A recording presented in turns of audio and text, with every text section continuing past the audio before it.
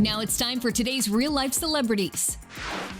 Two teenagers are using music to make a major difference. Natalie Barden and Danielle teaming up to create the National Gun Violence Prevention Summer Music Series. It's one of the few unifying things in the world, and especially in America. So from people who use it to use it after traumatic experiences, or use it just to process, or just everyday music listeners, it's a way for us all to just combine how we're using music in relation to gun violence. And then that's a good way to segue into a conversation of gun violence prevention and current legislation and stuff like that. The bi-weekly virtual series bringing students together for musical performances, followed by a conversation on gun safety and storage. The teens using their own experiences to help create change. The Sandy Hook school shooting, I lost my brother, Danielle. He was 7.